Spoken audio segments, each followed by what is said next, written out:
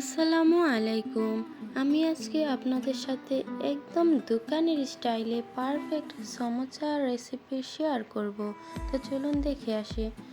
আমি একটা পাত্রে 2 কাপ ময়দা ঢেলে নিলাম, সাথে একটু লবণ দিয়ে দিচ্ছি, 2 চামচ কর্নফ্লাওয়ার দিয়ে দিলাম। এটা হাতের কাছে না থাকলে আপনি স্কিপ করতে পারেন। ভালো করে মিশিয়ে নিলাম। এবার রান্নার রেগুলার তেল দিয়ে দিলাম 2 চামচের মতো, আবার ভালো করে মিশিয়ে নিলাম।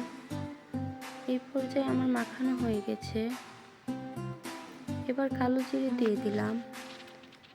এবার গরম পানি অল্প অল্প করে ঢেলে ডোটা করে নেব। ভালো করে মুথে নিতে হবে। খেয়াল রাখতে হবে ডোটা যেন কোনোভাবে বেশি নরম বা শক্ত হয়ে না যায়। এবার 30 মিনিট রেস্টে রেখে দেব। এদিকে আমি আটা তৈরি করে নেব। 30 মিনিট পর ফিরে এলাম। এই পর্যায়ে আমি লেচি কেটে নিলাম। রুটি বানাবো এখন। পাতলা করে আমি রুটি বেলে নিলাম। দেখতেই পাচ্ছেন কতটুকু পাতলা করেছি।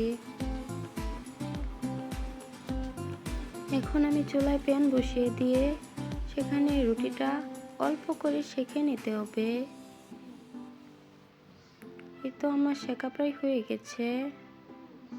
এবার সবগুলি রুটি একসাথে ভাঁজ করে সেম মাপ মতো কেটে নিতে হবে।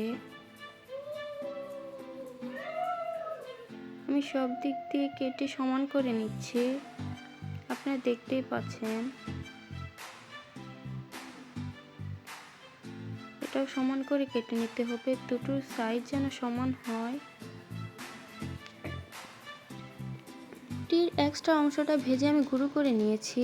দিয়ে দিলাম গাজর কুচি, টমেটো কুচি, ধনেপাতা কুচি,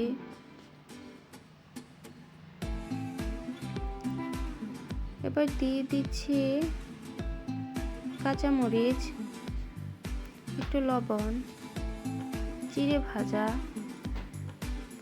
চাট মশলা, ভাজা জিরে গুঁড়ো, সবগুলি একসাথে ভালো করে মিশিয়ে নিতে হবে। এবার আমি সমোসা বানাবো। আমি কিভাবে ভাঁজ দিচ্ছি আপনারা দেখতেই পাচ্ছেন। সামন দিকে রেখে ভাঁজটা দিতে হবে। এভাবে আঠা দিয়ে লাগিয়ে দিতে হবে। আপনারা ভালো করে দেখলেই বুঝতে পারবেন কতটা সহজ। এবার পুরটা ভরে নিচ্ছি ভিতরে, চেপে চেপে ভরতে হবে। এবার আমি আবার আঠা লাগিয়ে সমোসার শেপ দিয়ে দিচ্ছি সুন্দর করে। দেখতেই পাচ্ছেন আমার একটা সমোসা হয়ে গেছে। আপনাদের বোঝার সুবিধার্থে আমি আরেকটি বানিয়ে নিচ্ছি। ভালো করে খেয়াল করলে বুঝতে পারবেন কতটা সহজ। একইভাবে আমি বানিয়ে নিচ্ছি।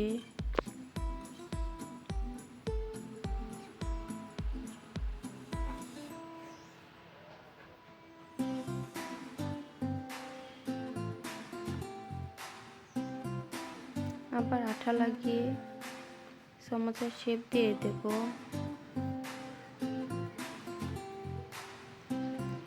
এভাবে আমি সবগুলি সমোসা অফ ক্যামেরায় বানিয়ে নেব। এবার কড়াইয়ে তেল দিয়ে সমোসাগুলি আমি ভেজে নেব।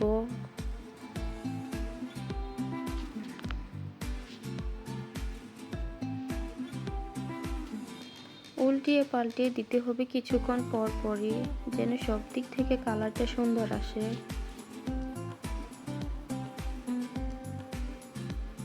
এই তো ভাজা হয়ে গেছে, এবার আমি তুলে নেব। ফাইনালি রেডি আমার ইজি সমোসা রেসিপি। আপনাদের কাছে ভালো লেগে থাকলে লাইক, কমেন্টস, শেয়ার করতে ভুলবেন না। আল্লাহ হাফেজ।